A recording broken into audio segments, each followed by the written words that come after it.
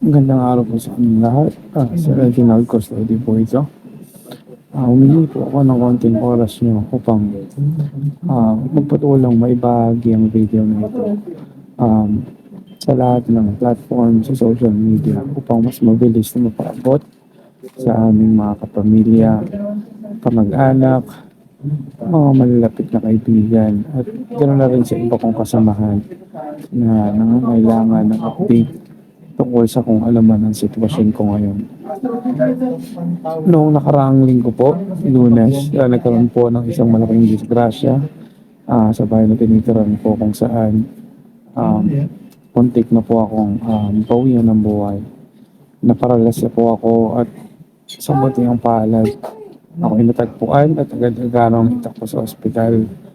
Nabigyan ng maagarang lunas o operasyon para makarecover at maisalba sa permanent disability. Paralisado po ako, hindi ko maitalaw ang aking katawan ng mga araw na yon. Hindi ko po alam kung anong gagawin ko. So, sobrang nagpapasalamat po ako sa Diyos. At ako'y natagpuan.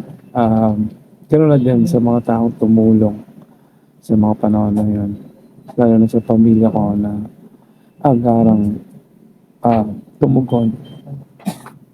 Ah, Ngayon po, hindi ko po alam kung paano ko umpisahan pero gusto lang po namin ipaalam sa nakararami sa tulong niyo po sa pag-share ng video na to, sa sa pag-forward o pag-message sa mga ah, common friends po natin na alam yung concern at importanteng makareceive ng update tungkol sa kung anong status ko ngayon. Muli, gusto kong ibahagi pa na bukod sa physical struggle kung saan ang aking katawan ay kailangan pang mag-recover sa matagal na panahon after ng operasyon. Marami rin po kami mga bagay na pinagdadaanan emotionally at lalong-lalo na financially. Dahil sa ngayon, isa sa mabigat sa pakiramdam ay kung paano ako babangon, kung paano ko mababayaran lahat ng mga medical expenses dito sa ospital, kung paano ako makakalabas sa ospital na to at mahinto ang pagtaas ng bill sa araw-araw.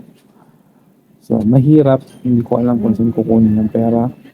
Kasalukuyan kami lumalapit sa iba't ibang saray ng gobyerno sa tulong ng aking kapatid at mga kapamilya. Ganun na din sa mga kaibigan ko at kasamahan. So kung mayroon po kayong itutulong, kahit simpleng panalangin, konting mensahe, lugod po akong nagpapasalamat. Na-appreciate ko po yun. Samahan niyo po ako sa pagbangon kong ito. Sa totoo lang, hindi ko po alam kung ano talagang mga maaari kong masabi dito. Pipigilan ko maging emosyonal.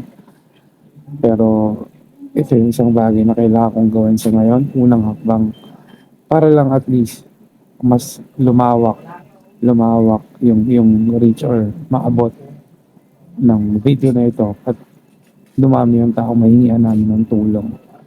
Support ng emotional, financial, lalo na po sa malalapit namin kamag-anak. So kung kayo po ay may konting oras para i-share, i-forward, um, o i-send itong video na to sa lahat ng tao na alam nung maaaring makatulong sa sitwasyon ko. Please na-include sa po ko. So, muli maraming salamat po. Ang huli ko lang pong hiling, kung meron po kayong kaya may tulong pinansyal, wala po sa liit o sa laki.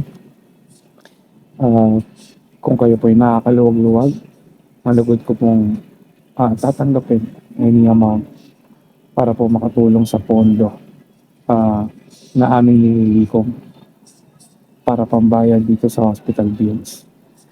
Maaari po akong mag-update sa inyo ng mga dokumento. Sa ngayon po, kumigit po mo lang 800,000 na po ang running bill ko kasama na po ang implant na ikinabit sa akin spinal cord. So, sana po patulungan niyo po ako at maipakalat itong video na to sa mga taong maaaring tumulong. God bless po. Maraming salamat. Subukan ko pong mag-update sa susunod or humingi ng tulong sa tao nagbabantay sa akin kung sakaling kinakailangan niyo akong makausap o uh, humingi ng update sa status ko ngayon. Salamat muli. Ako po si Reggie. God bless you all.